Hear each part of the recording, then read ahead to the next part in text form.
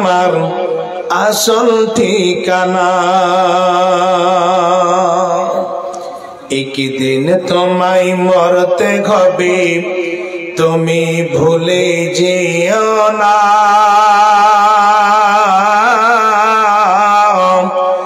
হবে মাটির বিছানা গো তোমার আসল ঠিকানা।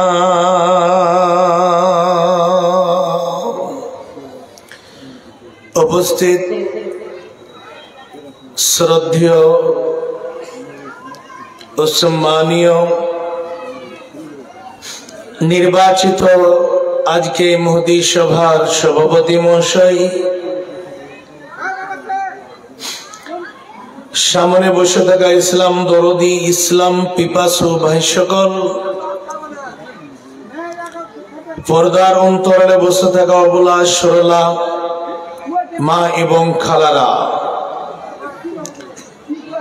সর্বাগ্রে সে মহান আল্লাহর আমি কৃতজ্ঞতা জ্ঞাপন করি, যেই মহান প্রভু আমাদেরকে সুন্দরভাবে দ্বীনি মজলিসে বসে কোরআন এবং হাদিসের বয়ান শ্রবণ করার সুযোগ দান করেছেন। তাই আমরা সেই মহান স্রষ্টার দরবারে একটিবার শুকরিয়া আদায় করি, অন্তর খুলে পড়ুন আলহামদুলিল্লাহ।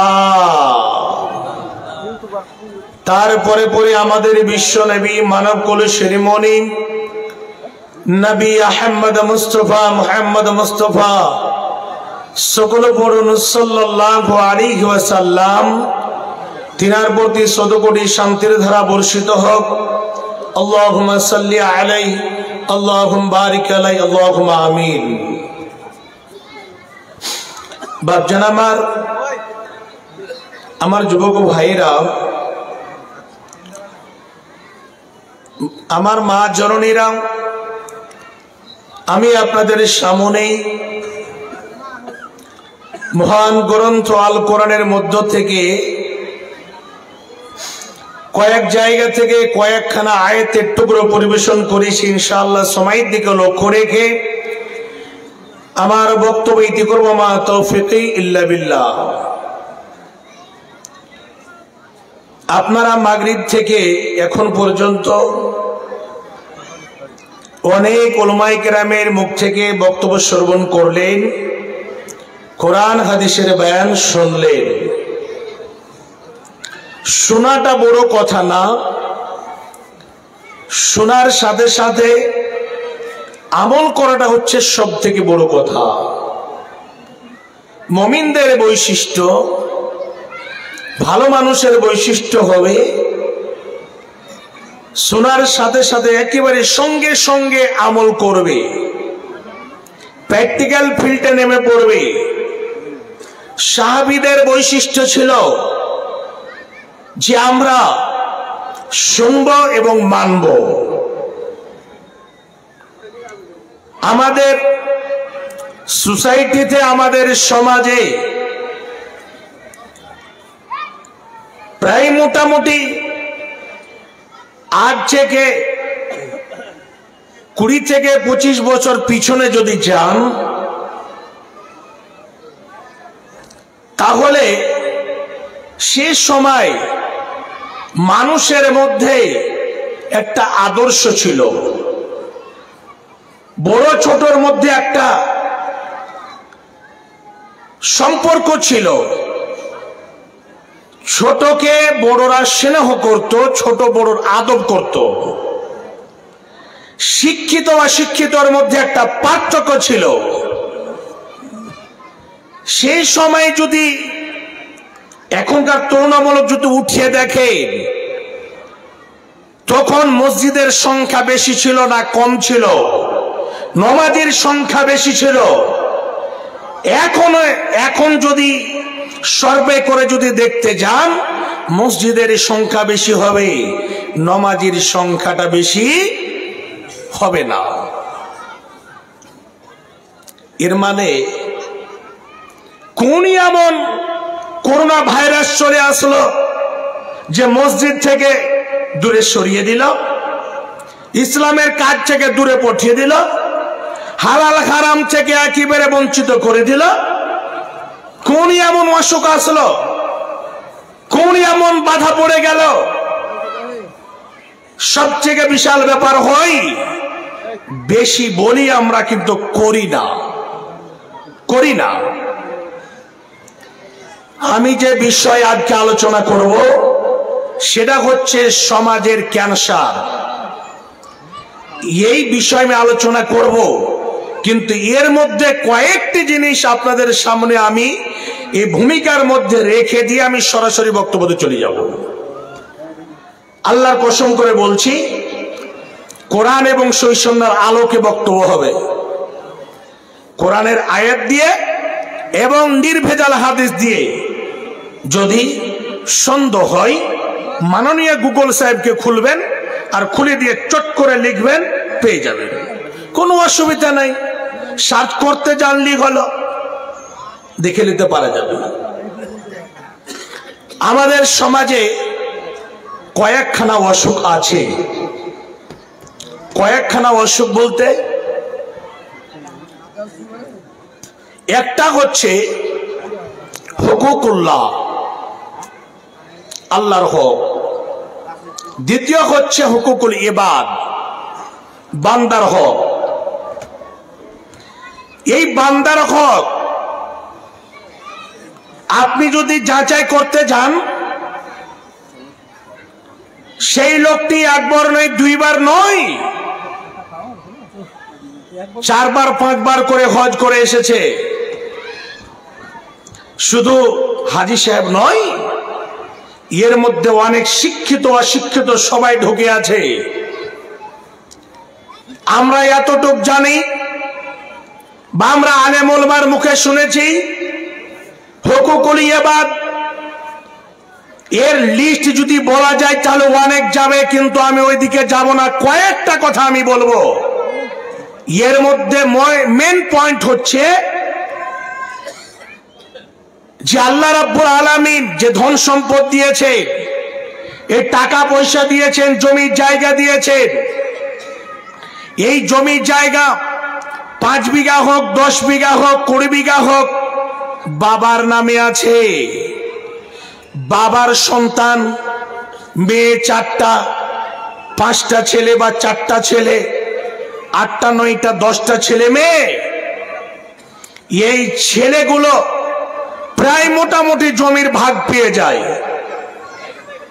ছেলেদেরকে অনেক জায়গার খবর আছে, বাবা জীবিত থাকাকালীন ছেলেদের নামে জমি রেজিস্ট্রি করে দিচ্ছে, ছেলেদের নামে জমি করে দিচ্ছে। বাবা যখন মারা গেল,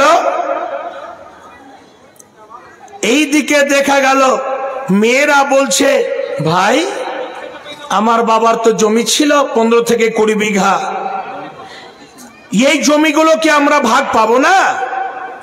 তখন ভাই চট করে বাড়ি থেকে দলিল বের করে নিয়ে এসে দিচ্ছে, এই যে দেখো বাবা আমাদের নামে 15 বিঘা করে দিয়েছে, 4 ভাইয়ের নামে এই 5 বিঘা জমি, বাড়ি বসত জমি। বোন, তোমরা কি আমাদের বাড়িকে ভাঙচুর করে ভেঙে কি ভাগ নেবে? ভাবছেন আমার? আজকে এই সমাজে এইরকম ক্যান্সার আদৌ পর্যন্ত বের হয়নি, ঢুকে আছে।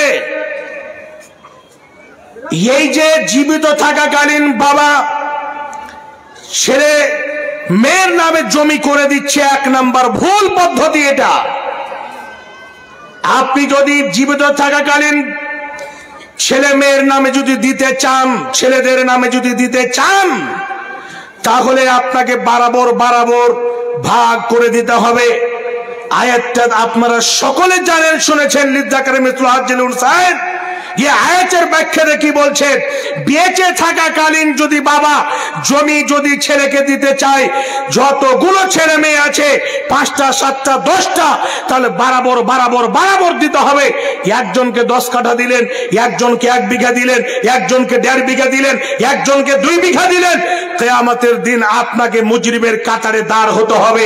এটাই ঘটছে হুকুকুল ইবাদ, এক অপরের হককে মেরে খাওয়া।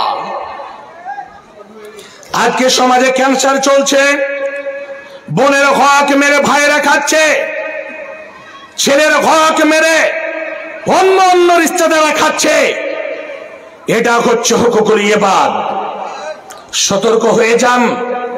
মুহাদ্দিসিনে কিরাম বলছেন, বাবা যদি জীবিত থাকা কালীনই যদি দিতে চায় মন খুব, তাহলে আপনাকে সমান সমান হিস্সা দিতে হবে, সমান সমান ভাগ দিতে হবে। আর না হলে জমি আছে থাক, যার নামে জমি আছে সে মরে যাবে, তারপরে ফারাইজ হিসাবে জমি ভাগ হবে। তখন কি হবে, লিযযাকার মিসলু হাজ্জিল উনসাইন, ছেলে পাবে 2 কাঠা, মেয়ে পাবে 1 কাঠা, ডবল এবং 1 হিস্সা এবং ডবল হিস্সা। ছেলে ডবল পাবে, মেয়ে অর্ধেক পাবে। এইরকম হিসাবে একটা সিস্টেম আছে। কিন্তু সবথেকে হুকুকুল ইবাদের মধ্যে বিরাট এইরকম ক্যান্সার আছে। বাবা মরে গেল, এই জমিগুলো যতগুলো ধুলিয়ান মার্কেটে আছে, ফারাক্কা মার্কেটে আছে, আপনার মালদা মার্কেটে আছে, আপনার কালিয়াচক মার্কেটে আছে, এই যতগুলো মার্কেট মার্কেট মার্কেট যতগুলো রাস্তার ধারে জমি জায়গা আছে, এই সমস্ত জমি জায়গাগুলোকে বন্টন করে ভাইয়েরা এবং বোনদেরকে কোনগুলো জমি দেয়, যেই জমিগুলোতে একইবারে 365 দিন পানি ধরে থাকে, সেই জমিগুলোকে দিচ্ছে। বোন, ওই জায়গাতে তোমাদের জন্য ভাগ ছাড়া আছে, তোমাদের জন্য ভাগ করে রাখা আছে, বাবা দিয়ে গেছে, জমিটা নিয়ে নাও। এই ভাগ চলছে সমাজে। এইরকম যদি অন্তরে এই অসুখে ক্যান্সার যদি ঢুকে থাকে, তাহলে শুনে রাখুন, জীবনে কোনোদিন আপনি 100 বার যদি হজ করে আসে, 100 বার যদি আল্লাহর ঘর যদি তাওয়াফ করে আসে, আপনি যদি নামাজ পড়ে পড়ে কপালে যদি আপনার কালা দাগ পড়ে যায়, ঘরটা পড়ে যায়, রাত জেগে জেগে তাহাজ্জুদ পড়েন, তাহলে কিয়ামতের কোটে আপনাকে মুজরিমের কাতারে দাঁড় হতে হবে, দাঁড় হতে হবে, দাঁড় হতে হবে। সেদিন আর এই গুনাহ ক্ষমা হবে না। আপনি একটা ছোট দোকান করেন, মুদিখানা দোকান, চিনি মেপে রেখেছেন। এখন জানেন দোকানে কি সিস্টেম চলছে? 800 গ্রামের কেজি চলছে এখন। জানেন কি? জানেন না? 800 গ্রামের সার্ফের প্যাকেট আছে জানেন? যেগুলো খেপা ধরনের লোক, ওদেরকে বলছে 1 কেজি সার্ফ দাও, দাও, চট করে ওই 800 গ্রামটা ধরিয়ে দিল। যদি পড়ালেখা থাকে বলছে, আরে ভাই এটা তো 800 গ্রামের। বলছে হ্যাঁ, ভুল হয়ে গেছে, এটা ভুল হয়ে গেছে।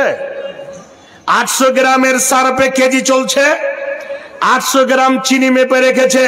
তখন বলছে 44 টাকা নিচ্ছিলাম কেজিতে, 800 গ্রামে আপনার কাছে 38 টাকা যে নিচ্ছি, তো টাকা কম হলো।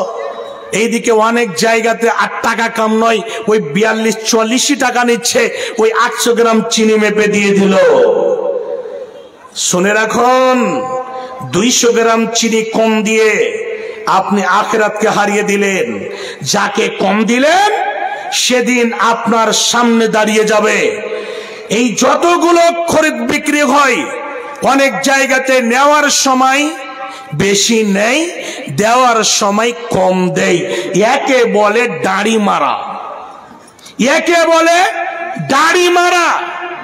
আরো অনেক জায়গাতে আছে, অনেক মানুষকে বিদেশে কাজ করতে নিয়ে গিয়ে তাদের টাকাকে মেরে খাওয়া, এক অপরের হককে মেরে খাওয়া, এগুলো হচ্ছে হুকুকুল ইবাদের মধ্যে পড়ছে।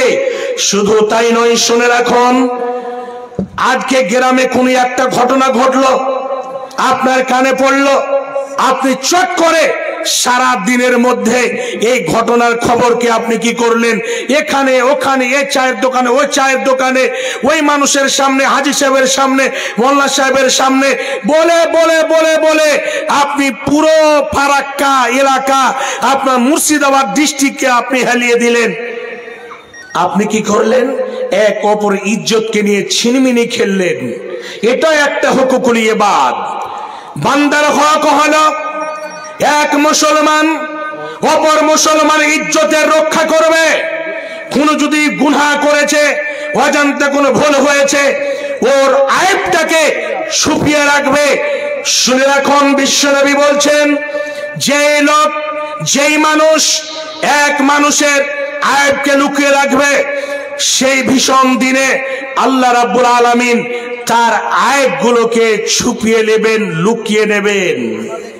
বাপজান, খুব মজা লাগে আমাদেরকে এক অপরের কথা বলতে, খুব মজা লাগে গীবত করতে, খুব মজা লাগে খিস্তি মারতে, খুব মজা লাগে এক অপরের জমি দাবাতে, খুব মজা লাগে এক অপরের টাকা মেরে খেতে মজা লাগে, এক অপরকে হক দিনে তখন খুব খিলখিল করে হাসি, আর কত মজা লাগে। এই যতগুলো হুকুকুল ইবাদের মধ্যে পড়ছে, শুনে রাখুন, যাদের টাকা মেরে খেয়েছে, যেই বন্ধের হক মেরে খেয়েছে, যাদের জমি ভাগ দেয়নি, বেঁচে থাকাকালীন আপনাকে তাদের কাছে গিয়ে ক্ষমা নিতে হবে, নচিত আপনার এই গুনাহ ক্ষমা হবে না। আপনি যতই আল্লাহর কাছে গিয়ে করন্দন করেন, রাত 12টা নয়, সারা রাত যদি করন্দন করেন, আল্লাহ গো, আমি বোনের হক মেরে খেয়েছি, আমি এক অপরের হক মেরে খেয়েছি, এক অপরের ইজ্জতকে নিয়ে ছিনিমিনি খেলেছি, আল্লাহ তুমি আমাকে ক্ষমা করে দাও। এইরকম করে যদি আপনি কান্না করেন, চোখ দিয়ে আপনার জল শেষ হয়ে যাবে, আপনার চোখ দিয়ে রক্ত ঝরতে লাগবে। শুনে রাখো, তবু আল্লাহ রাব্বুল আলামিন হুকুকুল ইবাদের গুনাহ কখনো ক্ষমা করবেন না, ক্ষমা করবেন না। এই গুনাহ কখনো ক্ষমা করবেন না। ক্ষমা কেমন করে হবে? বেঁচে থাকাকালীন তাদের কাছে গিয়ে গিয়ে গিয়ে গিয়ে হাত ধরে আপনাকে ক্ষমা নিতে হবে। আর না হলে এমন একটা সময় আসবে, এমন একটা টাইম আসবে, যেদিন আমাদের হিসাব নিকাশ হবে, যেদিন আমাদের পঙ্কনে হিসাব হবে। বিশ্বনবী নবী মুহাম্মদুর রাসূলুল্লাহ সাল্লাল্লাহু আলাইহি ওয়াসাল্লাম সাহাবীদের জিজ্ঞাসা করলেন, ওরে আমার সাহাবীরা, খাস করে এই পৃথিবীর বুকে কে ধনী এবং কে গরিব, তোমরা কি বলতে পারবে? চট করে সাহাবীদের বিবেকে কথাটা চলে আসলো। বলছে, নবী গো, যাদের কাছে সোনা দানা টাকা পয়সা রয়েছে, তারাই হচ্ছে ধনী, তারাই হচ্ছে সব থেকে ধনী মানুষ। হে বাপজান, শুনে রাখুন, খাস করে এই পৃথিবীর বুকে সোনা দানা টাকা পয়সা হীরামণি মুক্তা গাড়ি ঘোড়া অনেক কিছু রয়েছে। হে বাপজান আমার, শুনে রাখুন, সব কিছু রয়েছে, সব কিছু কোনই করেছে, সব কিছুর ইন্তজাম তার কাছে রয়েছে। বাপজান আমার, তার কাছে মালধন সম্পদ আছে, তার কাছে সেরকম ভাবে ইবাদত বান্দিগি করেছে, আছে নামাজ আছে, রোজা রয়েছে, হজ রয়েছে, যাকাত রয়েছে, সাদকা করেছে, সব কিছু করেছে। এমন একটা সময় দণ্ডমান হতে হবে, এমন সময় দ্বার হতে হবে, সেই দিন নেকির পাহাড় নিয়ে উঠবে, উহুদ পাহাড় সমতুল্য নেকি হবে, এত নেকি নিয়ে উঠবে। কিন্তু সে সময় যাদের হক মেরে খেয়েছে, যে বনগুলোকে জমির হিস্সা দেয়নি, যে বনগুলোকে জমির ভাগ দেয়নি, যাদেরকে দিতে গিয়ে বিক্রি করতে গিয়ে কম দিয়েছে, এইরকম করে দাঁড়িয়ে মেরেছে, এক অপরের হক মেরে খেয়েছে। হে বাপজান আমার, যাদের ইজ্জত কিনে চিনিমিনি খেলেছে, ওই সমস্ত মানুষ এক এক করে তাদের সামনে দাঁড়িয়ে যাবে, একটা একটা করে সামনে চলে আসবে। সেদিন কি করা হবে? জমি জায়গা থাকবে যে দেবে?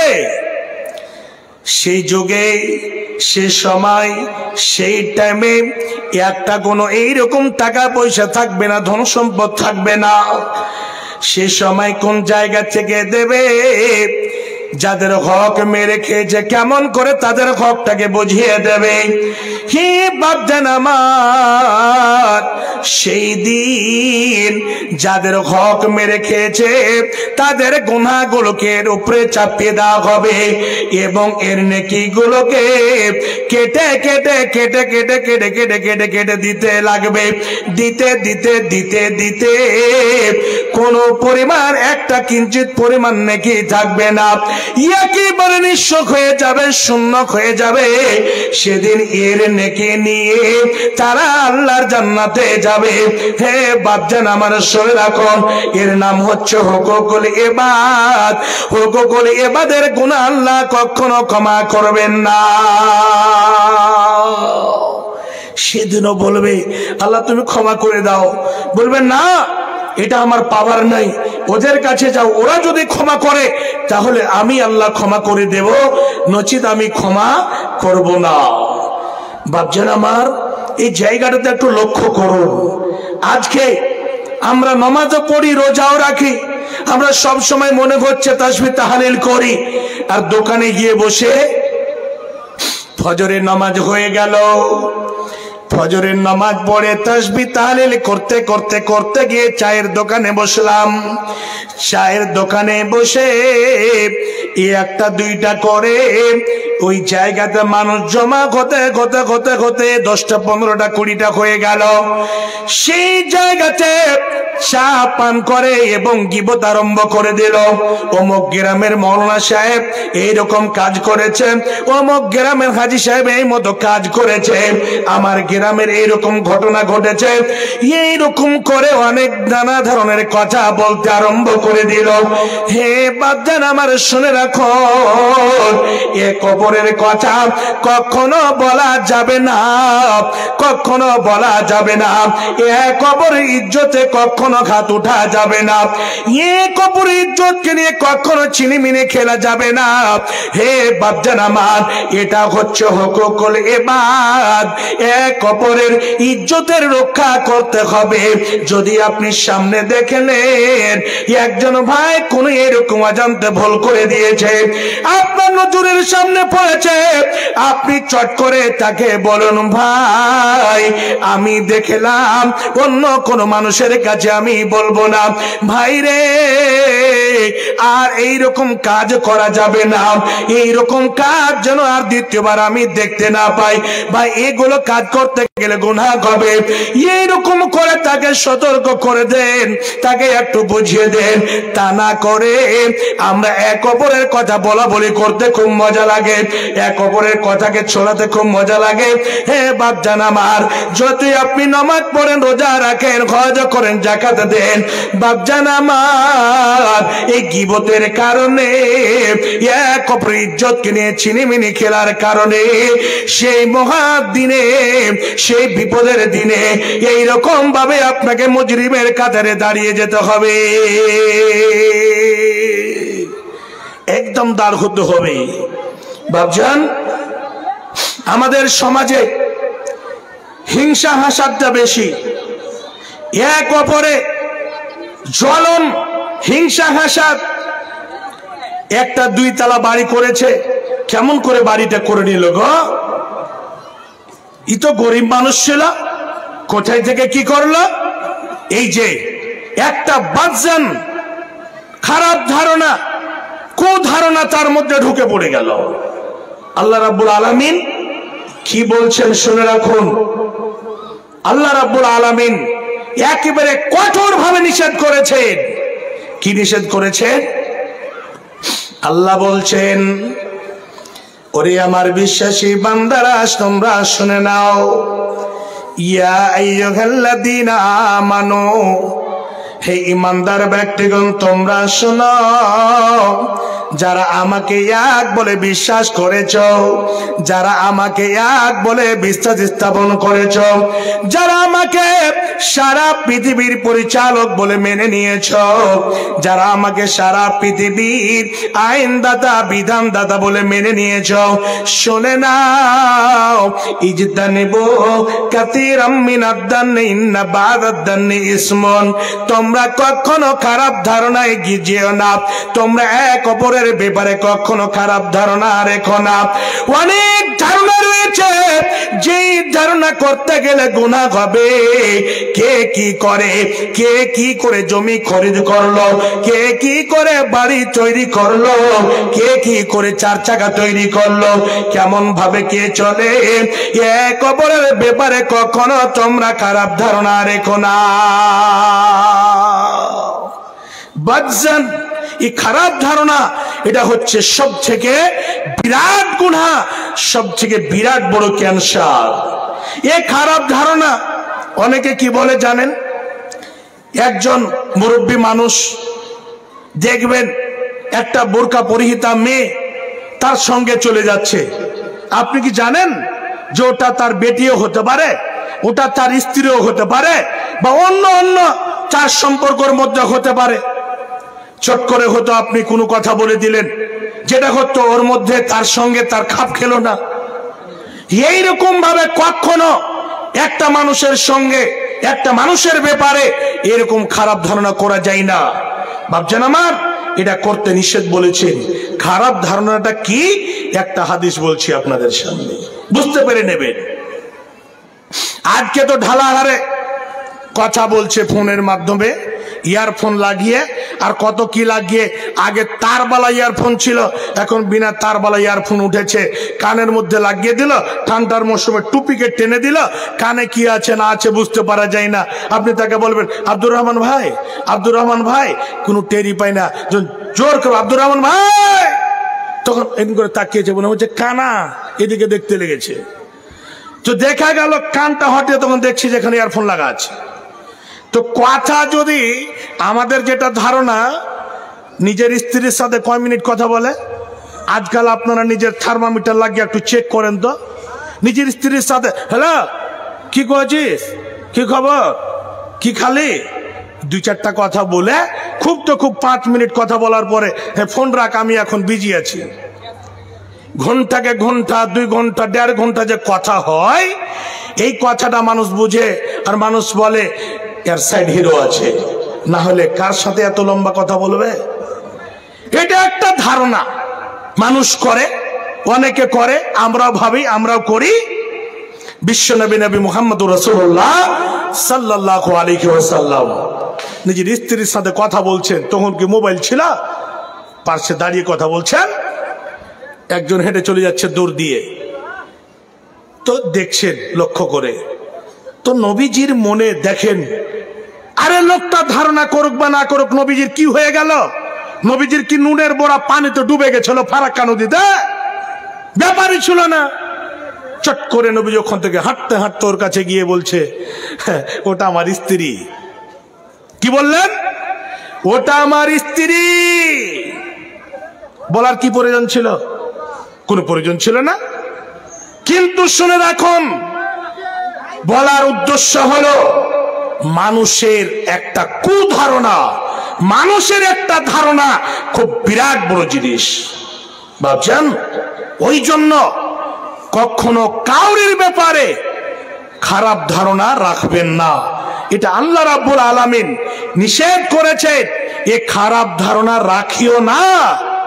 কেন? অনেক ধারণা করতে গেলে হতে পারে তোমার যে ধারণাটা করেছে সেটা অপোজিট হয়ে গেল, আপনার উল্টো হয়ে গেল, সেই জায়গাতে আপনার গুনাহ হয়ে যাবে। বাপজান, আল্লাহ রাব্বুল আলামিন 1 নম্বর এই কথাটা বললেন। 2 নম্বরে আল্লাহ রাব্বুল আলামিন বলেন, দ্বিতীয় নম্বরে যে জিনিস থেকে বাধা দিয়েছেন, ওয়ালা তাজাসসু ওয়ালা ইয়াগতাব বা'দুকুম বা'দা, তোমরা এক অপরের ব্যাপারে কখনো জাসুসি করো না, এক অপরের সঙ্গে তোমরা গোয়েন্দাগিরি করিও না, একের কথা এক বাড়ির কথা অন্যর বাড়িতে তুমি পৌঁছে দিও না। হে বাপজান আমার, আমাদের গ্রামগঞ্জে আমাদের পড়োশির মধ্যে অনেক পড়োশি রয়েছে, আপনার বাড়িতে কি হয় কান লাগিয়ে আবার যদি খড়ের টাটি যদি থাকে সেই টাটি গুলোকে ফুটো করে দিয়ে দেখে কি কি হাল চলছে, বাড়ির মধ্যে কি কি চলছে, এই কথাগুলোকে নিয়ে গ্রামের মধ্যে আবার প্রচার করা হয়। হে বাপজান আমার, বা এক অপরের কথা শুনে এক অপরকে একটা বন্ধুর সঙ্গে বন্ধুত্ব হয়ে আছে, কি করে ওই দুইজনের বন্ধুত্বকে নষ্ট করার জন্য এইরকম ভাবে কথা লাগিয়ে দিয়ে দুইজনের মধ্যে ফাটল তৈরি করে দেয়। হে বাপজান আমার, আল্লাহ বলছেন বান্দারে ওয়ালা তাজাসসু, তোমরা কখনো জাসুসি করিও না, তোমরা এক অপরের ব্যাপারে কখনো বলা বলি করিও না, তোমরা একের কথা অন্যকে লাগালাগি করিও না। জাসুস কাকে বলে? জাসুস এই কাজটা যারা গোয়েন্দা বিভাগে কাজ করে একে বলে জাসুস।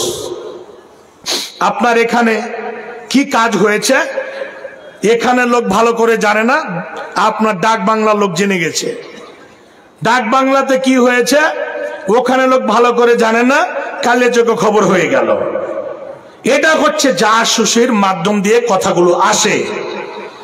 আপনি একটা বই খুলবেন, ইমাম আহমদ বিন হাম্বল আল্লাহু আকবার, এত বড় মুহাদ্দিস, উনার ব্যাপারে লিখছেন যে উনার চাচা গোয়েন্দা বিভাগে কাজ করতেন।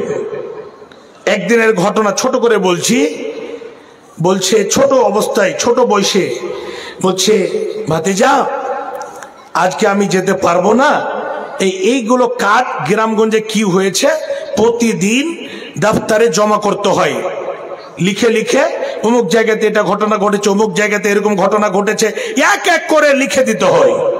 বলছে তুমি কাগজগুলোকে জমা করে দেবে। দিয়ে দিয়েছে। কাগজগুলোকে নিয়ে এক পা দুই পা করে হাঁটতে হাঁটতে চলতে লেগেছে। একটা ব্রিজের উপর দিয়ে যেতে হবে। এই রকম অবস্থায় মনে মনে ভাবা চিন্তা করেছে, হাই রে এই কাজ তো গোয়েন্দা বিভাগের কাজ, জাসুসি কাজ, এই কাজ কেমন? ওর বিবেকে কাজ করতে লেগেছে, ওর মাথার মিটার ঘুরতে লেগেছে, বিবেকের মিটার ঘড়ির কাঁটার মতো ঘুরতে লেগেছে। বলছে এই কাজটা করা যাবে না। সঙ্গে সঙ্গে মনটা এমন হলো, ওই যতগুলো কাগজপত্র ছিল ছিঁড়ে টুকরো টুকরো করে নদীতে ফেলে দিয়ে ওখান থেকে বাড়ি ফিরে চলে আসলো। দপ্তর থেকে খবর চলে এসেছে, আজকের খবর পৌঁছলো না কেন? ওকে ডেকে পাঠিয়ে দিয়েছে ওর চাচাকে। বলছে আমি তো দিয়ে পাঠিয়েছিলাম। ওকে জিজ্ঞেস করছে, তখন বলছে শুনুন এই কাজ বৈধ নয়, এই কাজ হারাম। কেন? আল্লাহ বলছো না তাজাসসু, তোমরা জাসুসি করিও না, এক অপরের কথা এক জায়গার কথা অন্য জায়গাতে পৌঁছায় না। এই জাসুসি করা হারাম, এই কাজ করা যাবে না। দেখেন বাল্যকালের অবস্থা, ছোটকালের অবস্থা, কিন্তু শুনে রাখুন বড় হয়ে যিনি হচ্ছেন বয়সের হাফেজ, এত বড় মুহাদ্দিস, হক পথে থাকতে গেলে বিপদ আসবে, কিন্তু যারা একেবারে হকের উপরে দণ্ডমান থাকবে আল্লাহু আকবার, তারা বিন্দু পরিমাণ এদিক ওদিক হবে না, এই দুনিয়ার মোহাব্বতে পড়বে না, আখিরাতকে চিন্তা করে সব সময় একেবারে হক পথে দণ্ডমান হয়ে থাকবে, ইস্তেকামাত হয়ে থাকবে। এই শুনে রাখুন, একটাই বাদশা মুতাসিম বিল্লাহ, তার যুগে একটা ফতোয়া এসেছিল, ইমাম আহমদ বিন হাম্বলকে বলল, ইমাম আহমদ বিন হাম্বল তোমার ফতোয়াটা কি, এই কোরআনটা মাখলুক না গায়র মাখলুক? ইমাম আহমদ বিন হাম্বলের ফতোয়া ছিল আল কোরআন কালামুল্লাহ লাইসা বিমাখলুক, কোরআন কখনো মাখলুক হতে পারে না, এই কোরআন হচ্ছে গায়র মাখলুক, এই কোরআন হচ্ছে গায়র মাখলুক। শুনে রাখুন, এমন বড় মুহাদ্দিস, এমন বড় মুফাক্কির, এইরকম মুহাদ্দিস, আল্লাহু আকবার, তাকে এমন ভাবে তার উপরে ষড়যন্ত্র করা হলো, তার হাতে পায়ে রশি দিয়ে গ্রামে গ্রামে টেনে বেড়া নিয়ে না হলো, তাকে এইরকম যেই মতো একটা মরা কুকুরকে, মরা ছাগলকে রশ্মি পায়ে দিয়ে, গলায় রশ্মি দিয়ে এরকম রাস্তাঘাটে টেনে নিয়ে বেড়া হয়, সেই মতো করতে লাগলো। একটাই কথা আসলো, বলছে শোনো, একটাই ফতোয়া দিতে হবে, এই কোরআনটা মাখলুক, তুই ফতোয়া দিয়ে দাও, তোমাকে আমি ছেড়ে দেব। সেই বাদশা মুতাসিম বিল্লাহ, তার সামনে একটাই কথা হয়েছিল, এই কোরআন কখনো মাখলুক নয়, এই কোরআন হচ্ছে গায়র মাখলুক। তাকে হাতে হাত করে দিয়ে, হাতে জিঞ্জির লাগিয়ে টানতে টানতে তাকে নিয়ে যাওয়া হলো। জেলের গেটে নিয়ে গিয়ে দাঁড় হয়ে আছে। একজন জাসুস গিয়ে বলছে, আহমদ তুমি বলে দাও, তোমাকে ছেড়ে দেবে। ইমাম আহমদ বিন হাম্বলের মুখ দিয়ে কথাটা বের হচ্ছে, শোনেন, কাকে বলো হকপন্থী লোক, এরা হচ্ছে হকপন্থী লোক। তার কাছে যখনই এই কথাটা বলেছে, তখন ইমাম আহমদ বিন হাম্বলের মুখ থেকে কথা বের হচ্ছে। কি বের হচ্ছে? বাইরে কতগুলো মানুষ দাঁড়িয়ে আছে, একটু গিয়ে দেখো বাইরে কতগুলো লোক কিসের জন্য অপেক্ষায় দাঁড়িয়ে আছে, একটু দেখো। গিয়ে দেখছে হাজার হাজার মানুষ কলম কপি নিয়ে, কলম খাতা নিয়ে দাঁড় হয়ে আছে। কিসের জন্য? এই ফতোয়াটা ইমাম আহমদ বিন হাম্বল কি দিচ্ছেন, কোরআনটা মাখলুক না গায়র মাখলুক, যেটাই বলবে সেটাই আজকে আমরা লিপিবদ্ধ করব, আজকে আমরা লিখে নেব, আর সেটাই ফতোয়া কিয়ামত পর্যন্ত থাকবে। হে বাপজান আমার, মা জননীর আমার, যুবক ভাই, যখন এই দৃশ্য দেখে আসলো, আর কিন্তু কিছু বলার মতো ক্ষমতা নাই। হে বাপজান আমার, সেই লোকটিকে এই কোরআনটা মাখলুক না গায়র মাখলুক বলতে গিয়ে ইমাম আহমদ বিন হাম্বলকে জেলে বন্দী করে রাখা হলো। এত বড় মুহাদ্দিসকে হক কথা বলার জন্য কোন মানুষ মানেনি, এইরকম এত বড় মুহাদ্দিসকে মেনে নেয়নি। সেই লোকটিকে এইরকম করে, খাস করে বেজ্জত করে, যে মতো গরু ছাগল, কুকুর, মরা কুকুর গরু ছাগলকে গলায় রশি দিয়ে টেনে নিয়ে বেড়া হয়, সেই মতো করে টেনে নিয়ে বেড়া হয়েছিল।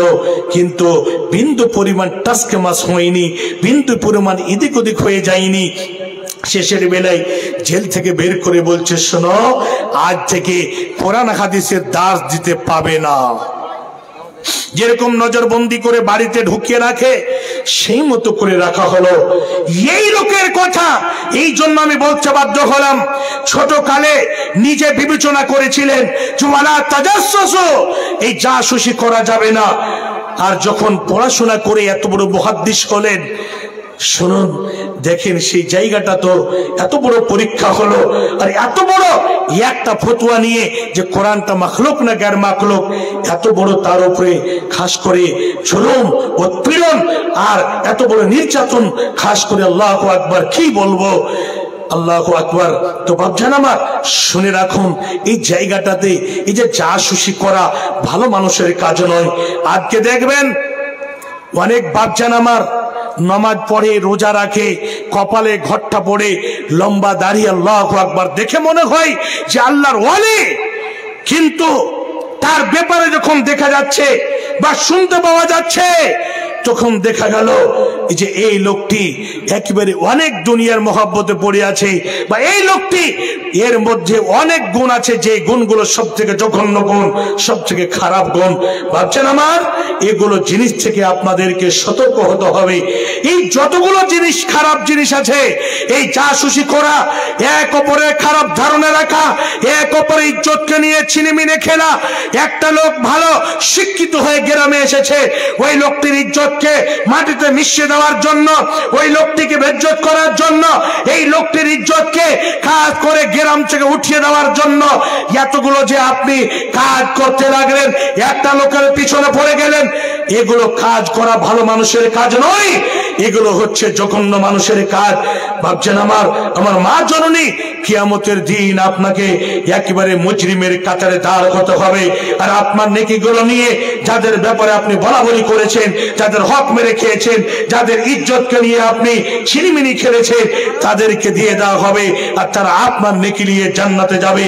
হে বাপজান আমার, হে মা জননী, হে যুবক ভাইয়েরা, ৩ নম্বরে আল্লাহ রাব্বুল আলামিন বলছেন ওয়ালা ইয়াগতাব বা'দুকুম বা'দাম, এক অপরের ব্যাপারে গীবত করা যাবে না, গীবত করা যাবে না। গীবত মানে কি? নবীজিকে জিজ্ঞেস মাল গীবা, গীবত কাকে বলে?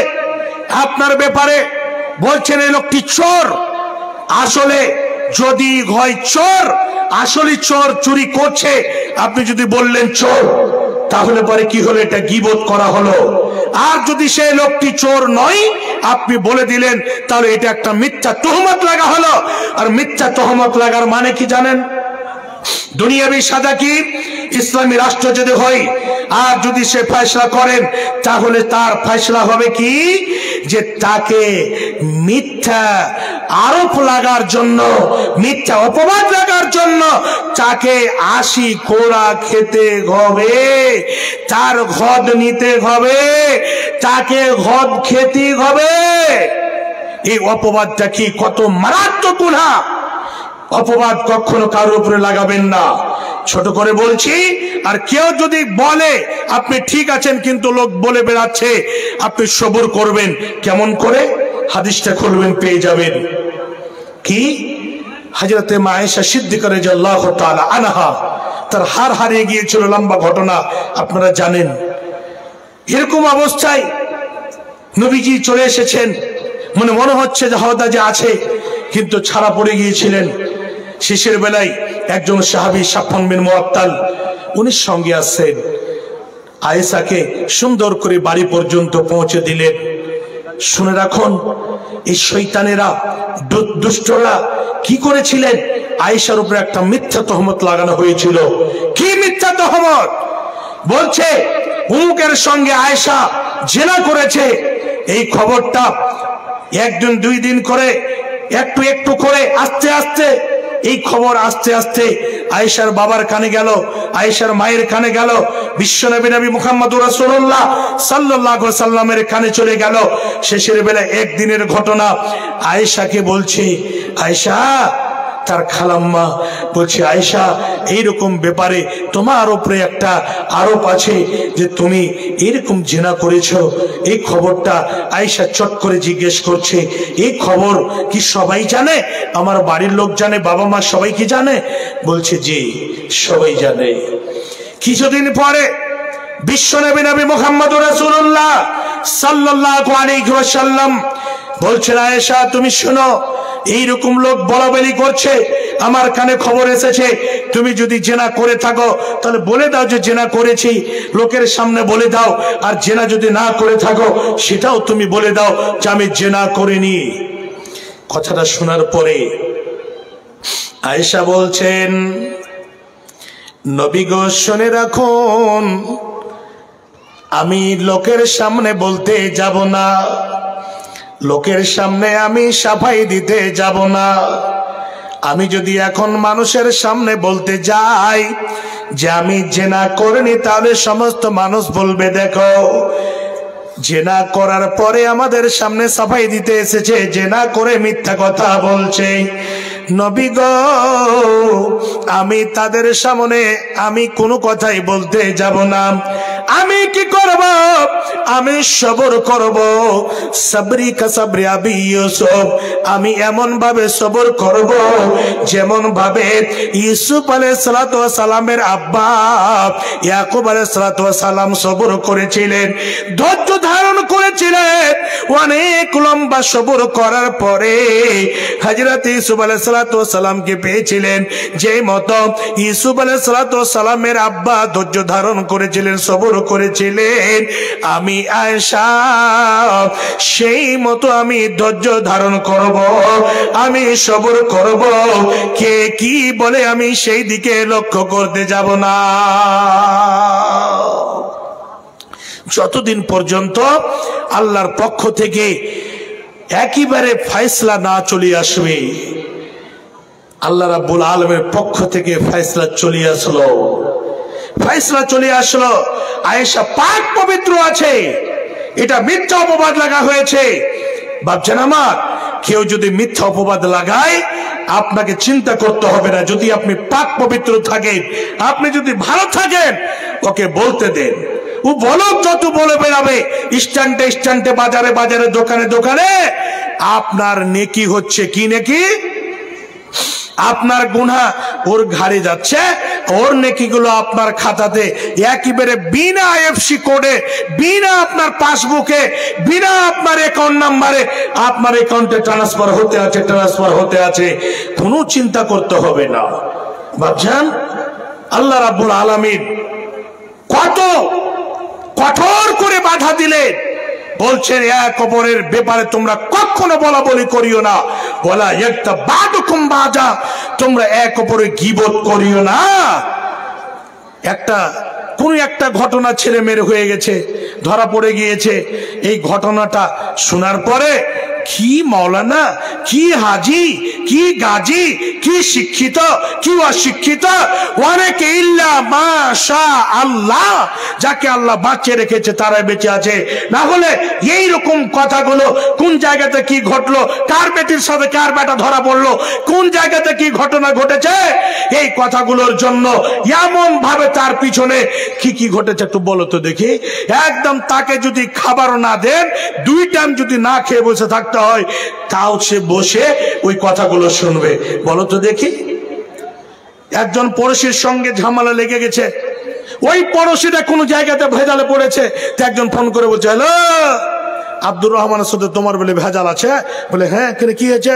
কিন্তু সালা ফেঁসে গেছে কোনো জায়গাতে।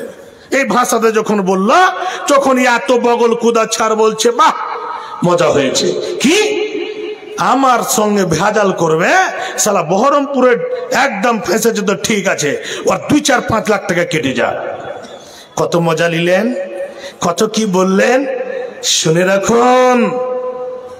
আপনি মজা নিলেন, আপনি বললেন, খিস্তি মারলেন, রাতটা কেটেছে। একদম সকালে স্ট্যান্ডে গিয়ে, আরে জানো আমার গ্রামের বাড়ির পাশে হবু যে ছিল, হবু এরকম এরকম কাজে ফেঁসে গেছে। কতটি বললেন আপনি? বলেন না, বলেন। আল্লাহ রাব্বুল আলামিন কি বলছেন? এক মুসলমান ভাই অপর মুসলমানের জন্য আয়না কেন বলা হয়েছে? আয়না কেন? কেন আয়না বলেছে? আরসি কেন বলেছে? আরসি, আপনি এখন আপনার সামনে আয়না নাই, আপনার চেহারাতে কি আছে না আছে, মুখমণ্ডলে কি লেগে আছে, আপনার শরীরটাতে কি আছে, আরসিটাতে বলে দিচ্ছে, এই আব্দুর রহমান মুখটাকে ভালো করে পরিষ্কার করে নাও। আয়নাটাতে বলে ভালো করে একটু সিধা করে নাও, ভালো করে একটু তেল দিয়ে নাও, এখানে একটু কালি লেগে আছে, এখানে একটু ধুলবালি লেগে আছে। আয়নাটা বলে, মাথা মোটা যদি না হয় তাহলে বুঝতে পারবে যে আয়নার সামনে আসার মানে একটু চেহারাটা দেখে নাও ভালো করে। এর মানে হলো এক মুসলমান অন্য মুসলমানের কোন কিছু যদি দেখে যে এরকম আছে, তাকে সুন্দর করে, অন্য কারোর আঘাতে কোনে তাকে সুন্দর করে ডেকে বলা, ভাই এই জিনিসটা কিন্তু আপনার মধ্যে আমি দেখতে পাচ্ছি, এই জিনিসটা করা যাবে না, এই জিনিসটা কখনো করা যাবে না, করিয়েন না ভাই। আপনি সতর্ক করেন। তা না করে একজন 5 ওয়াক্তের নামাজি মানুষ, একজন এরকম আল্লাহ ভীরু মানুষ, আপনি চায়ের দোকানে বসে গিয়ে আপনি নেকিগুলোকে নষ্ট কেন করছেন? আপনি কেন কিয়ামতের দিন মুজরিমের কাতারে দাঁড় হবেন? কেন দাঁড় হবেন? শুনে রাখুন, আপনাকে যদি এখনই সামনে বলা হয় আপনার এক নিজস্ব ভাই, একই মায়ের পেটের ভাই মরে আছে, মৃত্যু দেহ পড়ে আছে, ওর শরীর থেকে মাংস কেটে আপনি খান তো পছন্দ করবেন? বলবেন যে খাওয়া যাবে?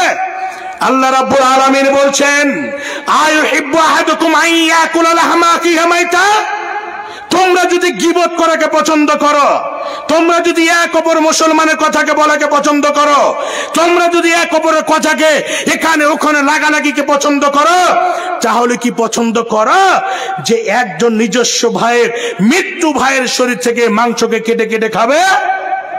কখনো পছন্দ করবেন না। কি করবেন? ফাকারিহিতুমুহু, তাকে অপছন্দ করবেন, তাকে বলবেন না না না না খাওয়া যাবে না। এর মানে হলো মোটামুটি একেবারে সরাসরি তর্জমা এটাই হলো, একজন মুসলমান ভাইয়ের গীবত করা মানে নিজের ভাইয়ের শরীরের মাংসকে কেটে খাওয়া, মৃত্যু ভাইয়ের মাংসকে কেটে খাওয়া। এ দুনিয়াতে এটা তো আপনি মৃত্যু ভাইয়ের মাংসকে খেতে আছেন, চাবাতে আছেন। বাপজান সতর্ক হয়ে যান। আল্লাহ রাব্বুল আলামিন কি বললেন? তারপরে বলছেন ওয়াত্তাকুল্লাহ, আল্লাহকে দেখে ভয় করো। ভয় মানে কি? ভয় থাকতে গেলে চিড়িম টানবে না, ভয় থাকতে গেলে গীবতের আড্ডায় বসবে না, ভয় থাকতে গেলে জমি দাবাবে না, ভয় থাকতে গেলে আলকে কেটে কেটে কেটে কেটে কেটে কেটে কেটে শুরু করে দিয়ে আবার 2 হাত জমি দেবে গেল 5 বছরের মাথায়, এটা করবে না। আল্লাহকে ভয় থাকতে গেলে 25শে ডিসেম্বর ক্রিসমাস ডে মানাবে না ইহুদি খ্রিস্টান বাচ্চার মতো। আল্লাহকে দেখে ভয় থাকতে গেলে একেবারে হক মেরে খাবে না। আল্লাহকে দেখে ভয় করতে গেলে একেবারে ভয় যদি আল্লাহর থাকে, এটাই যদি অন্তরে থাকে, তাহলে পরে কখনো খারাপ কাজে সেই যাবে না। সব সময় আল্লাহকে ভয় রেখে একটা কদম যে ফেলবে আগাদিকে, এক কদম আগে বাড়াবে, আল্লাহকে ভয় রেখে বাড়াবে, খাবে, মুখে খাদ্যটা উঠিয়ে দেবে, আল্লাহকে দেখে ভয় রাখবে। এই খাদ্যটা হালাল না হারাম, এই খাদ্যটা বৈধ না অবৈধ, এই যে টাকাটা আমার আসল পকেটে এটা বৈধ না অবৈধ, আল্লাহকে ভয় যদি রাখে কখনো তার জন্য খারাপ কাজ সম্ভব নয়, সম্ভব নয়, একেবারে অসম্ভব।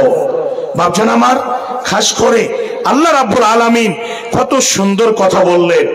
তারপরে আরেকটা কথা আপনাদের সামনে বলছি, গুনাহ হয়েছে, ভুল হয়েছে। আপনি বলবেন মৌলানা সাহেব যাদের আমি হক মেরে খেয়েছি ওরা তো বেঁচে নাই। তো মুহাদ্দিসিনে কিরাম, মুফাক্কিরে কিরাম বলছেন যে তাদের নামে তিলে রাখতে হবে, ওদের নামে আপনাকে কি করতে হবে? দান করতে হবে। ওদের নামে আপনি খুঁজে পাবেন না বাংলাদেশের লোকের টাকা মেরে খেয়েছেন, না ভারতের লোকের টাকা মেরে খেয়েছেন, না কোন জায়গার টাকা মেরে খেয়েছেন। ওদের ব্যাপারে আপনাকেই করতে হবে, আর তওবা করে আল্লাহর কাছে ফিরে আসতে হবে। আল্লাহ রাব্বুল আলামিন মাফ করনে ওয়ালা, গফুরুর রহিম, তিনি মাফ করনে ওয়ালা, তিনি কত বড় দয়ালু। ভাবছেন আমার, এগুলো জিনিস থেকে আপনাদেরকে সতর্ক থাকতে হবে। নামাজ পড়ে রোজা রেখে কিছুই লাভ দেবে না। ভাবছেন আমার, খাস করে হুকুকুল্লাহ, এই গুনহার মধ্যে, এই আল্লাহর হকের মধ্যে যদি কিছু একটু এদিক ওদিক হয়ে যায়, কমতি হয়ে যায়, কিছু যদি হয়ে যায়, তাহলে কিয়ামতের দিন আল্লাহ ক্ষমা করবেন, না হলে আল্লাহ আপনাকে আযাব দিবেন, সেটা আল্লাহর ব্যাপার। কিন্তু হুকুকুল ইবাদ এমন একটি গুনহা, হুকুকুল ইবাদ এমন একটি গুনহা যে জায়গা থেকে আপনি ছুটকারা পাবেন না। ভাবছেন, খাস করে আল্লাহ রাব্বুল আলামিন দ্বিতীয় জায়গাতে কি বলছেন? ওয়াইলুল লিকুল্লি হুমাযাতিল লুমাযা, ওয়াইলুল লিকুল্লি হুমাযাতিল লুমাযা, ওই লোকদের জন্য ওয়াইল, খারাপ, জঘন্য, দাশা হবে যারা কি করে, কোন মানুষ এমন আছে সামনে বলে দেয়, কিছু মানুষ আছে পিছনে বলে। আল্লাহ বলছেন সামনে এবং পিছনে দুটোই বলা যাবে না। এইরকম হিসাবে তার ইজ্জতের ব্যাপারে এরকম ভাবে কিছুই কথা বলা যাবে না। খারাপ জঘন্য অপবাদ দিয়ে, খারাপ লাকাব দিয়ে, খারাপ জঘন্য নাম দিয়ে তাকে এই যে আজকে আমরা ডাকি, এগুলো করা যাবে না। এইগুলো হিসাবে আল্লাহ রাব্বুল আলামিন কোরআনের মধ্যে কঠোরভাবে নিষেধ করেছেন। ভাবছেন আমার, হাদিস শুনুন, দুইটা জিনিস মানুষকে বেশিরভাগ জান্নাতে নিয়ে যাবে। দুটো জিনিস মানুষকে টেনে টেনে জান্নাতে নিয়ে যাবে। এক নাম্বার হলো, নবীজি বলেন দুইটি জিনিস মানুষকে বেশিরভাগ জান্নাতে নিয়ে যাবে। এক নাম্বারে হলো তাকওয়াল্লাহ, আল্লাহর ভয় যাদের অন্তরে থাকবে তারা এইরকম ভাবে আল্লাহ রাব্বুল আলামিনের জান্নাতে টেনে টেনে নিয়ে যাবে। যাদের অন্তরে তাকওয়া থাকবে, আল্লাহর ভয় থাকবে, এই জিনিস কানাম, এই আমল কানাম, এই আল্লাহর বান্দাদের টেনে টেনে আল্লাহর জান্নাতের দিকে নিয়ে যাবে। তাকওয়া, আল্লাহ, আল্লাহর ভয়, এই তাকওয়া। তাকওয়া কোন জায়গাতে থাকে? হাতে থাকে, পায়ে থাকে, পেটে থাকে? না, নবীজি বলছেন আত-তাকওয়া হাহুনা। এই তাকওয়া এই যে সিনার মধ্যে থাকে, বুকের মধ্যে থাকে, এখানে থাকে এই তাকওয়া। তাকওয়া মানে কি? আল্লাহর ভয়। আল্লাহ রাব্বুল আলামিন যত আদেশ করেছেন সেই জিনিসগুলোকে মেনে নেওয়া, যত জিনিস থেকে নিষেধ করেছেন, বাধা দিয়েছেন, এই সমস্ত জিনিসকে বর্জন করা। ভাবছেন তাকওয়ার যদি ব্যাখ্যা করতে যাওয়া যায় তাহলে বুঝতে পারা যাবে যে আপনি জামা কাপড় পরে দুই দিকে কাঁটার গাছ এত লেগে আছে, আল্লাহু আকবার, বিন্দু পরিমাণ যদি আপনি ডান বাম হয়ে যান তাহলে আপনার জামা কাপড়, পাঞ্জাবি, পায়জামা, লুঙ্গি ছিঁড়ে একদম ছারখার হয়ে যাবে। সেই সময় আপনি কি করবেন? দুই দিকে কাঁটার গাছ লেগে আছে, মধ্য দিয়ে রাস্তা, আপনি জামা কাপড়কে গুটিয়ে খুব একদম সতর্ক হয়ে ডান দিকে বাম দিকে তাকাবেন না, একদম নিজেকে সতর্ক করে একটু একটু করে যেরকম বিড়াল পা ফেলে সেই মতো করে আস্তে আস্তে পা ফেলে আপনি ওই কাঁটার জঙ্গল দিয়ে আপনি পাশ হয়ে যাবেন। একদম অনুরূপ ভাবে তাকওয়া এটাই বলে যে ডান দিকে আপনার সারাবের ভাট্টি পড়ে আছে, বাম দিকে আপনার যাত্রাপালা পড়ে আছে, ডান দিকে আপনার ক্যারাম বোর্ড, বাম দিকে আপনার দারুর ভাট্টি, ডান দিকে আপনার ইসমেকের ভাট্টি। এইরকম করে দুনিয়ার মধ্যে যতগুলো লোভ লালসার জিনিস আছে, রঙিন জিনিস আছে, দুনিয়ার মধ্যে নেশাদার দ্রব্য জিনিস আছে, দুনিয়ার রং তামাশা রয়েছে, এই সমস্ত জিনিসগুলো থেকে বেঁচে নিজেকে বাঁচিয়ে সুন্দর করে একদম নিজের মেন মাকসাদ পর্যন্ত, মন্তব্য পর্যন্ত পৌঁছে যাওয়া, এর নামই হচ্ছে তাকওয়া। বাপজান, এই দুনিয়ার রং তামাশার কত জিনিস আছে।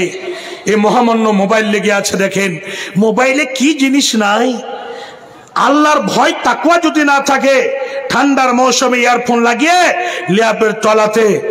ল্যাপের তলে গিয়ে বলবে যে উমুক বই চলে আসবে। কত কি ইবলিস শয়তানের জিনিস ডালা আছে নেটের মধ্যে। আল্লাহর ভয় থাকতে গেলে আপনি বাঁচবেন, আল্লাহর ভয় না থাকতে গেলে আপনি বাঁচতে পারবেন না। ভাবছেন আমার যুবক ভাইয়েরা, আর একটা কথা আপনাদের বিবেকে আছে কি? গ্রামের মন্ডল সর্দার দেখতে পেল না, মোল্লা সাহেবেরা জানতে পারল না, আমি রাতের বেলায় গুনাহ করলাম, দিনের বেলায় কোনো জায়গাতে এরকম ভাবে নির্মিলি জায়গাতে গিয়ে জঙ্গলের মধ্যে করলাম, রাতের বেলায় একেবারে পাহাড়ের তলদেশে গিয়ে সমুদ্রের তলায় গিয়ে করলাম। আপনি জানেন, শুনে রাখুন, আপনি যতই বিবেক লাগান, ইয়ারফোনে কেউ শুনতে পেল না, কিন্তু আল্লাহ কি বলছেন? আলাম ইয়ালাম বিআন্নাল্লাহ ইয়ারা। বাঁচতে পারবেন? মোবাইল আপনার মিটে যাবে, কলম পত্রিকা থাকবে না, আপনার দৈনিক জাগরণ থাকবে না, হিন্দুস্তান থাকবে না, কোনো এইরকম পেপার পত্রিকা থাকবে না, কোনো ক্যামেরা থাকবে না। আপনি যেখানে দাঁড়িয়ে দাঁড়িয়ে গুনাহ করেছেন, আপনি যে জায়গাতে দাঁড়িয়ে আপনি খারাপ জঘন্য কাজ করেছেন, সেই জায়গাটা আপনার ক্যামেরা করে নিয়েছে। আল্লাহ কি বলছেন? দলিল, কিয়ামতের দিন আপনার সামনে একটা একটা করে ভিডিও নিয়ে আসা হবে।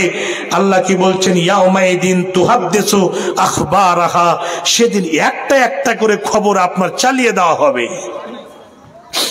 একটা একটা করে খবর কেমন করে চালা হবে? বান্দারে, তুই ধুলিয়ান মার্কেটে গিয়ে এই কাজটা করেছিস, একটু দেখে নে। ফারাক্কার ব্রিজের তলে গিয়ে তুই এই কাজটা করেছিস, দেখে নে। পুরো জীবনের আমার বয়স 70 বছর, আল্লাহ রাব্বুল আলামিন 70 বছর বয়স দিয়েছেন, 80 বছর দিয়েছেন, 90 বছর দিয়েছেন, 100 বছর দিয়েছেন। মিনিট মিনিটের, সেকেন্ড সেকেন্ডে, একটা একটা মুহূর্তে একটা একটা করে ক্যামেরা করে রেখেছে। যেই জায়গাতে দাঁড়িয়ে গুনাহ করেছেন, যেই জায়গাতে বসে মদ পান করেছেন, যেই জায়গাতে বসে গীবত করেছেন, আপনার এক সেকেন্ড বাদ যাবে না। পুরো জীবনের ভিডিও, পুরো জীবনের কথাগুলোকে রেকর্ড করে রাখবে। এই জমি আপনার বিপক্ষে আল্লাহর সামনে গল গল গল গল করে খবর দিতে লাগবে। যেই মতো টিভির আগে দিকে গিয়ে যখন বসবেন তখন দেখবেন 10 মিনিটে 100টা খবর। দিল্লিতে উমুক হয়েছে, পাঞ্জাবে উমুক হয়েছে, ইউপিতে উমুক হয়েছে, এইরকম করে করে যেই মতো 10 মিনিটে 100টা খবর জানিয়ে দেওয়া হয়। এই জমি যেখানে যেখানে আপনি চলেছেন, যেখানে যেখানে আপনার কদম পড়েছে, এই জমি আপনার বিপক্ষে খবর জানিয়ে দেবে। একটা একটা করে খবর দেবে। সেদিন আপনি অবাক হবেন। শুধু জমি নয়, আপনি যাকে নিজে আপন বলেন, হাত দুটোকে আপন আমরা নিজের বলি, পা দুটোকে আমরা নিজের বলি, সেই দিন যেদিন একটা একটা করে পঙ্খানুপুঙ্খান ভাবে হিসাব হবে। আল্লাহ বলছেন, আল-ইয়াওমা নাখতিমু আলা আফওয়াহিহিম ওয়া তুকাল্লিমুনা আইদিহিম। সেই দিন মুখে আপনার তালা মেরে দেওয়া হবে, মুখটাকে আপনার বন্ধ করে দেওয়া হবে। আপনি যত জীবনে কাজ করেছেন, যত জীবনে আপনার কর্ম হয়েছে, ভালো করেছেন মন্দ করেছেন, আপনার হাত এবং পা দুটো আল্লাহর কাছে সাক্ষী দেবে। আপনি কি করবেন সেদিন? আপনি ফেল ফেল করে থক হয়ে দেখবেন। হাতও বলবে, পাও বলবে, এ পায়ে হেঁটে গিয়ে উমুক জনের আমের বাগানে 10 বস্তা আম চুরি করেছে, এ হাত দিয়ে পেরেছে। সব কথা আপনার পুরো জীবনের ডিটেলস হাত এবং পায়ে সব খবর জানিয়ে দেবে। বাপজান, সেদিন কি আর আপনার কোন ছাড় হবে? এই জন্য বিশ্বনবী কি বললেন? তাকওয়াল্লাহ, আল্লাহর ভয়। এই ভয় নামক এমন একটা জিনিস, এই জিনিসটা যদি থাকে তাহলে আপনাকে টেনে টেনে আল্লাহর জান্নাতে নিয়ে যাবে। ভাবছেন আমার দ্বিতীয় নম্বরে কি? নবীজি বলছেন হুসনুল খুলক, ভালো চরিত্র, ভালো ব্যবহার। হে বাপজান আমার, মানুষের যার যত ভালো ব্যবহার হবে, যার যত ভালো চরিত্র হবে, হে বাপজান আমার, গ্রামগঞ্জের সবাই তাকে আদর করবে, স্নেহ করবে। ভালো চরিত্র হওয়া হচ্ছে মুমিনদের বৈশিষ্ট্য, সাহাবীদের বৈশিষ্ট্য, নবীদের বৈশিষ্ট্য। এই ভালো চরিত্র, ভালো ব্যবহার, আল্লাহ রাব্বুল আলামিনের নবী বলছেন, এই ভালো চরিত্র যাদের মধ্যে হবে, যারা ভালো চরিত্র মানুষ হবে, তারা আল্লাহর জান্নাতে আগিয়ে যাবে। নবীজির চরিত্র কেমন ছিল? মা আয়েশা সিদ্দিকা রাদিয়াল্লাহু তাআলা আনহাকে গিয়ে সাহাবীরা জিজ্ঞাসা করছেন, উম্মাহাতুল মুমিনিন, হে মা, একটু আমাদেরকে বলুন, নবীজির চরিত্র সম্পর্কে একটু বলুন, নবীজির চরিত্র কেমন ছিল? সঙ্গে সঙ্গে মা আয়েশা সিদ্দিকা রাদিয়াল্লাহু তাআলা আনহা বলছেন, শুনে নাও, নবীর চরিত্র কোনটা আমি বর্ণনা করব, কোরআনটাকে নিয়ে নাও। কোরআনটা পুরো যদি তোমরা বুঝে নাও, মিনাল জিন্নাত ওয়ান নাস পর্যন্ত, সূরা ফাতিহা থেকে নিয়ে মিনাল জিন্নাত ওয়ান নাস পর্যন্ত, এই 30 পারা কোরআন, খাস করে 114 খানা সূরা, এই পুরো কোরআনটা হচ্ছে নবীর চরিত্র। হে বাচ্চান আমার, বিশ্বনবী নবী মুহাম্মদুর রাসূলুল্লাহ সাল্লাল্লাহু আলাইহি ওয়াসাল্লামের চরিত্র চরিত্র কেমন ছিল বাপজান আমার শুনে রাখুন নবীজি আগের পিছের সমস্ত গুনাহগুলোকে ক্ষমা করে দেওয়া হয়েছিল কিন্তু নবীজির বৈশিষ্ট্য কেমন ছিল দেখুন হাদিসের মধ্যে এসেছে এরকম রাত্রে বেলায় বেশিরভাগ নবীজি লম্বা করে কেরাত করতেন লম্বা রুকু করতেন লম্বা তাজ কাজ করে সিজদা করতেন এইরকম করে রাত খানা কাটিয়ে দিতেন নামাজের মাধ্যমে নবীজি রাতটা কাটিয়ে দিতেন পা গুলো মোটা মোটা করে ফুলে যেত নবীজির পা গুলোতে সুজন চলে আসতো সাহাবীরা জিজ্ঞাসা করছে নবী গো আপনার আগের পিছের সমস্ত গুনাহগুলো ক্ষমা করে দেওয়া হয়েছে কিন্তু আপনি রাত জেগে জেগে এত লম্বা করে সিজদা করেন এত লম্বা করে আপনি কেরাত করেন নামাজের মাধ্যমে পুরো রাত করে আপনার কাট কেটে যায় আপনি এগুলো কেমন করে করেন উত্তর দিচ্ছে পুরি আমার সঙ্গী সাথীরা শুনে নাও আমার আগের পিছের সমস্ত গুনাহ ক্ষমা হয়ে যায় ঠিক আছে কিন্তু আমি কি আমার আল্লাহকে সন্তুষ্ট করতে পারি না আমি কি আমার আল্লাহকে রাজি করতে পারি না হে বাপজান আমার নবীজির চরিত্র কেমন ছিল আল্লাহ রাব্বুল আলামিন এতগুলো নামাজ ইবাদত বান্দিগি দেখে আয়াত নাজিল করেননি তোমার ইবাদত দেখে আমি খুশি হয়ে গিয়েছি নবীজি সম্পর্কে আল্লাহ রাব্বুল আলামিন আয়াত নাজিল করে দিলেন নবী গো তোমার চরিত্র তোমার খাস করে চরিত্র ব্যবহার কালচার শিষ্টাচার সব থেকে উন্নত মানের চরিত্র তোমার ব্যবহার হচ্ছে সব থেকে উন্নত মানের ব্যবহার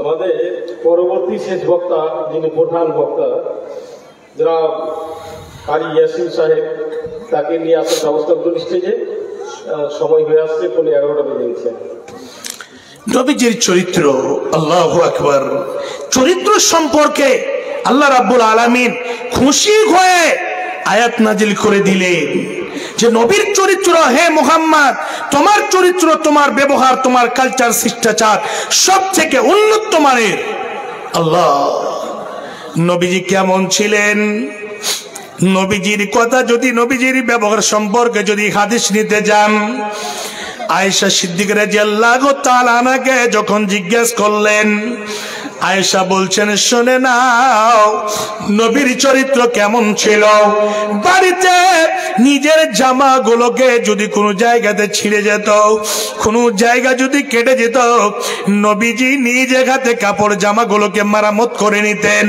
নিজের জুতোটা যদি ফেটে যেত ছিঁড়ে যেত নবীজি নিজে হাতে সেই জুতোটাকে সেলাই করে নিতেন হে বাপজান আমার নবীজির চরিত্র সম্পর্কে মা আয়েশা সিদ্দিকা রাদিয়াল্লাহু তাআলা আনহা বলেন যখন আমরা বসতাম রান্না করতে যেতাম যখন দেখতাম এখনো তরকারি কাটা হয়নি ভাত রান্না হয়নি নবীজি কি করতেন হালকা করে নবীজি সাহায্য করে দিতেন সুন্দর করে তরকারি কেটে দিতেন না হলে যদি এরকম তরকারি কাটতো নবীজি বলতেন আয়েশা রে তুমি সুন্দর করে এখানে কি করো তরকারি কেটে দাও আমি ভাত রান্না করছি জাল দিয়ে দিচ্ছি এইরকম ব্যবহার ছিল নবীজি গরিবদের খবর নিতেন অসহায়দের খবর নিতেন ইয়াতিমদের খবর নিতেন হে বাপজান আমার নবীজির চরিত্র কেমন ছিল নবীজির চরিত্র দেখে নবীজির ব্যবহার দেখে শত শত লক্ষ লক্ষ